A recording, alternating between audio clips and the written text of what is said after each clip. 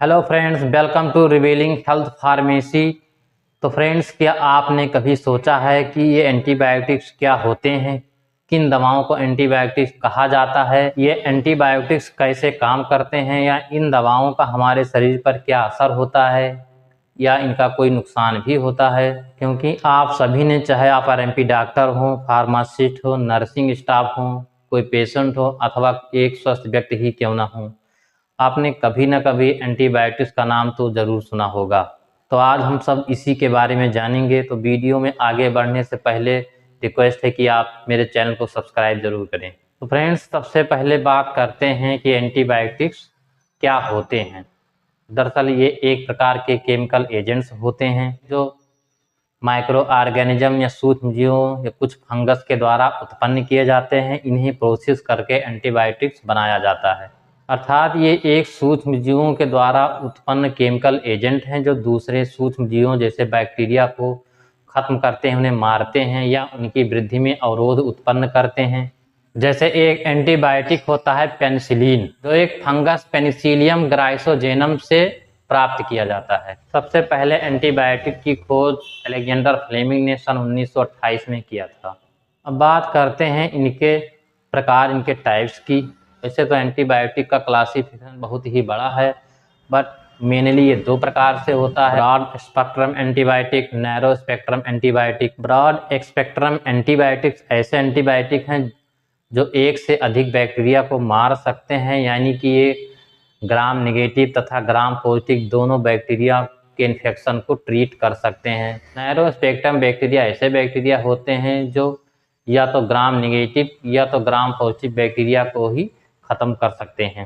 कुछ narrow antibiotics ऐसे भी होते हैं जो कुछ इन्फेक्शन के प्रति स्ट्रांग होते हैं, पर कुछ के प्रति बहुत ही वीक भी होते हैं। ये एंटीबायोटिक्स कई रूपों में उपलब्ध हैं, जैसे टैबलेट्स के रूप में, कैप्सूल के रूप में, लिक्विड्स के रूप में, क्रीम के रूप में, ऑइंटमेंट्स के रूप में, इंजेक्शन के रूप में।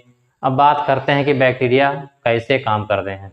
एंटीबायोटिक्स बैक्टीरिया पर अटैक करके उन्हें मारते हैं, और ये उनके मारने का तरीका या उनको डिस्ट्रॉय एलिमिनेट करने का तरीका कई प्रकार से हो सकता है।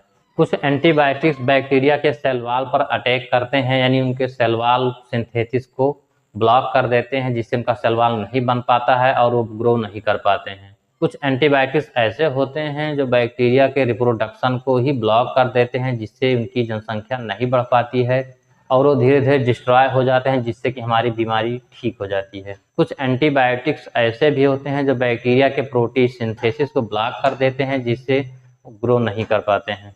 पेनिसिलिन एंटीबायोटिक बैक्टीरिया के सेल वॉल को डिस्ट्रॉय करके बैक्टीरिया को नष्ट करता है। ऐसे ही एक और एंटीबायोटिक होता है टेट्रासाइक्लिन, जो कि बैक्टीरिया के प्रोटीन सिंथेसिस को ब्लॉक करता है। अब बात कर लेते हैं इनके यूजेज के बारे में। एंटीबायोटिक्स ज़्यादातर बैक्टीरिया इन्फेक्शन में यूज होते हैं। ये वायरस के इन्फेक्शन में, जैसे कोल्ड, फ्लू या दांत, खाज, यानी एंटी फंगल के तौर पर यूज नहीं किए जाते हैं। ये केवल बैक्टीरिया इन्फेक्शन जैसे urinary tract infection, lungs infection, stomach infection, यानी सभी प्रकार के इन्फेक्शन में अलग अलग एंटीबायोटिक्स यूज किए जा सकते हैं।